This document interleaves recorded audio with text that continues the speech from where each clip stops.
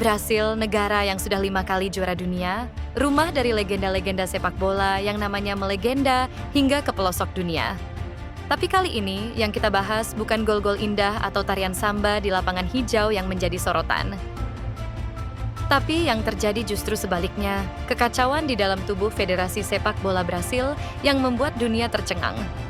Ancaman FIFA mengintai, dan timnas Brasil bisa saja dilarang tampil di Piala Dunia 2026. Bagaimana mungkin negara sepak bola paling ikonik bisa sampai di ambang kehancuran internasional? Mari kita ungkap akar masalahnya.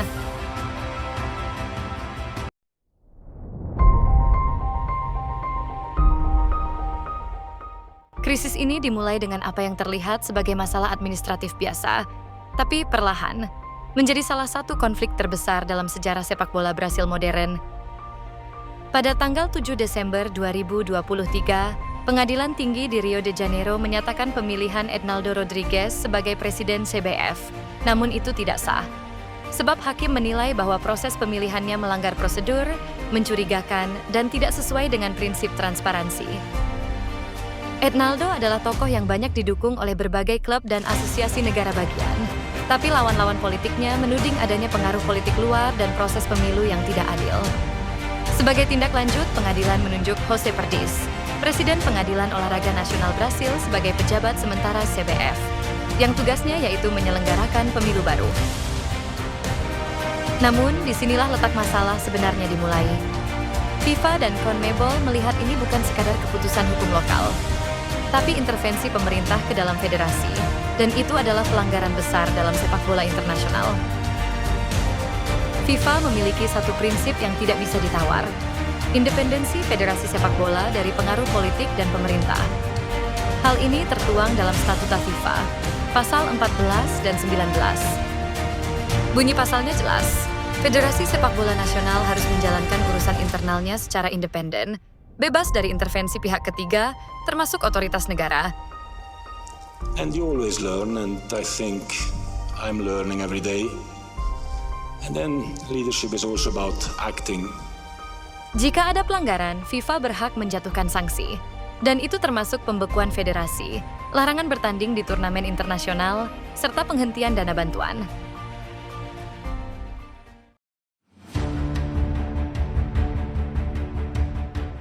Tak butuh waktu lama, FIFA langsung merespons. Mereka mengirim surat resmi ke CBF.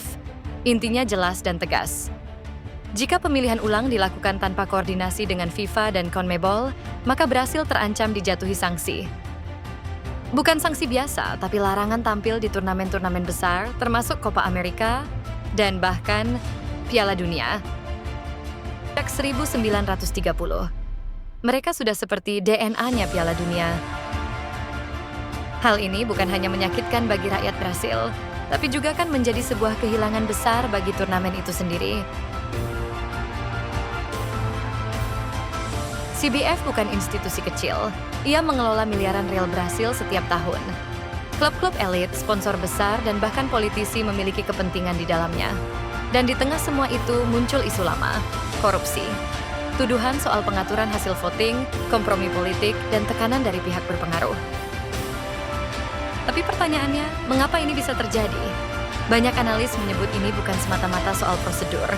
Ini adalah perang kekuasaan. Melihat situasi memburuk, FIFA dan CONMEBOL memutuskan untuk mengirimkan tim investigasi gabungan ke Brasil pada Januari 2024.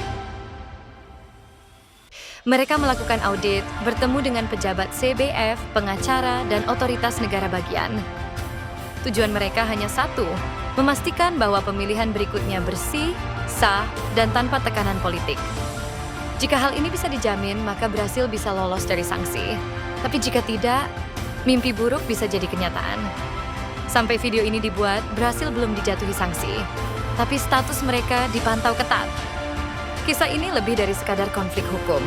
Ini adalah cermin dari bagaimana kekuasaan dan politik bisa mencemari hal sesuci sepak bola. Brasil tidak hanya harus menyelamatkan hak tampil di Piala Dunia, tapi juga harus membersihkan federasi mereka demi generasi masa depan.